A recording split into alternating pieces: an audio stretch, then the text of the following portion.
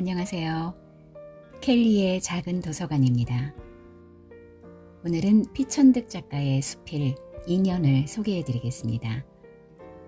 소중한 첫사랑과의 이야기에 이은 아니 만났으면 좋았을 마지막 만남, 아련한 첫사랑의 이야기 2년 들어보시죠.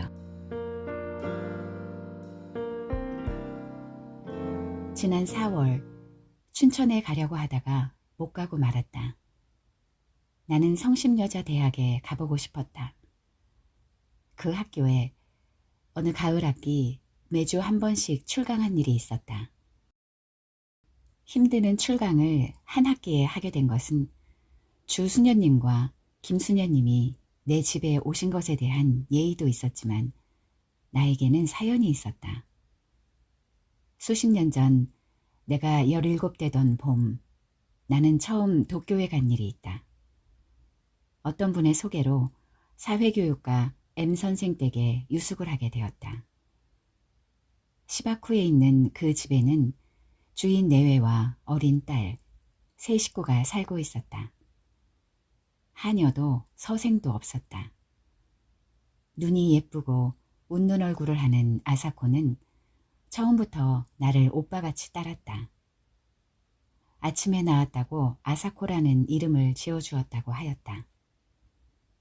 그 집 뜰에는 큰 나무들이 있었고 1년 초 꽃도 많았다. 내가 간 이튿날 아침 아사코는 스위트 피를 따다가 화병에 담았다. 내가 쓰게 된 책상 위에 놓아주었다. 스위트 피는 아사코같이 어리고 귀여운 꽃이라고 생각하였다. 성심여학원 소학교 1학년인 아사코는 어느 토요일 오후 나와 같이 저희 학교에까지 산보를 갔었다. 유치원부터 학부까지 있는 가톨릭 교육기관으로 유명한 이 여학원은 시내에 있으면서 큰 목장까지 가지고 있었다. 아사코는 자기 신장을 열고 교실에서 신는 하얀 운동화를 보여주었다. 내가 도쿄를 떠나던 날 아침, 아사코는 내 목을 안고 내 뺨에 입을 맞추고 제가 쓰던 작은 손수건과 제가 끼던 작은 반지를 이별의 선물로 주었다. 그 후 10년이 지나고 3, 4년이 더 지났다. 그동안 나는 국민학교 1학년 같은 예쁜 여자아이를 보면 아사코 생각을 하였다. 내가 두 번째 도쿄에 갔던 것도 4월이었다. 도쿄역 가까운 데 여관을 정하고 즉시 M선생 댁을 찾아갔다. 아사코는 어느덧 청순하고 세련되어 보이는 영양이 되어 있었다. 그 집 마당에 피어있는 목련꽃과도 같이 그때 그는 성심여학원 영문학과 3학년이었다. 나는 좀 서먹서먹하였으나 아사코는 나와의 재회를 기뻐하는 것 같았다. 아버지, 어머니가 가끔 내 말을 해서 나의 존재를 기억하고 있었나 보다. 그날도 토요일이었다. 저녁 먹기 전에 같이 산보를 나갔다. 캠퍼스를 두루 거닐다가 돌아올 무렵 나는 아사코 신장은 어디 있냐고 물어보았다. 그는 무슨 말인가 하고 나를 쳐다보다가 교실에는 구두를 벗지 않고 그냥 들어간다고 하였다. 그러고는 갑자기 뛰어가서 그날 잊어버리고 교실에 두고 온 우산을 가지고 나왔다. 지금도 나는 여자 우산을 볼 때면 연두색이 고왔던 그 우산을 연상한다.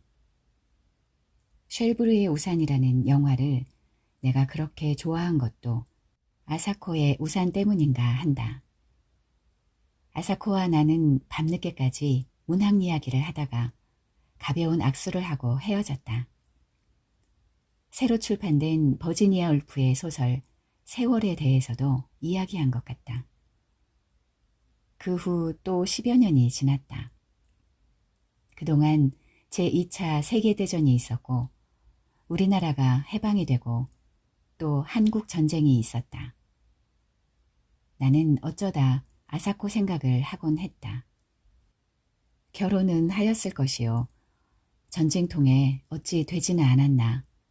남편이 전사하지는 않았나 하고 별별 생각을 다 하였다. 1954년 처음 미국 가던 길에 나는 도쿄에 들러 M 선생 댁을 찾아갔다. 뜻밖의 그 동네가 고스란히 그대로 남아 있었다. 그리고 M 선생네는 아직도 그 집에 살고 있었다. 선생 내외부는 흥분된 얼굴로 나를 맞이하였다. 그리고 한국이 독립이 되어서 무엇보다도 잘 됐다고 치하하였다. 아사코는 전쟁이 끝난 후 메가더 사령부에서 번역 일을 하고 있다가 거기서 만난 일본인 2세와 결혼을 하고 따로 나가서 산다는 것이었다. 아사코가 전쟁 미망인이 되지 않은 것은 다행이었다. 그러나 2세와 결혼하였다는 것이 마음에 걸렸다. 만나고 싶다고 그랬더니 어머니가 아사코의 집으로 안내해 주었다. 뾰족 지붕에 뾰족 창문들이 있는 작은 집이었다. 20여 년 전 내가 아사코에게 준 동화책 겉장에 있는 집도 이런 집이었다. 아, 이쁜 집. 우리 이담에 이런 집에서 같이 살아요. 아사코의 어린 목소리가 지금도 들린다. 10년쯤 미리 전쟁이 나고 그만큼 일찍 한국이 독립되었더라면 아사코의 말대로 우리는 같은 집에서 살 수 있게 되었을지도 모른다. 뾰족 지붕에 뾰족 창문들이 있는 집이 아니라도 이런 부질없는 생각이 스치고 지나갔다. 그 집에 들어서자 마주친 것은 백합같이 시들어가는 아사코의 얼굴이었다. 세월이란 소설 이야기를 한 지 10년이 더 지났었다. 그러나 그는 아직 싱싱하여야 할 젊은 나이다. 남편은 내가 상상한 것과 같이 일본 사람도 아니고 미국 사람도 아닌, 그리고 진주군 장교라는 것을 뽐내는 것 같은 사나이였다. 아사코와 나는 절을 몇 번씩 하고 악수도 없이 헤어졌다. 그리워하는데도 한 번 만나고는 못 만나게 되기도 하고 일생을 못 잊으면서도 안이 만나고 살기도 한다. 아사코와 나는 3번 만났다. 3번째는 안이 만났어야 좋았을 것이다.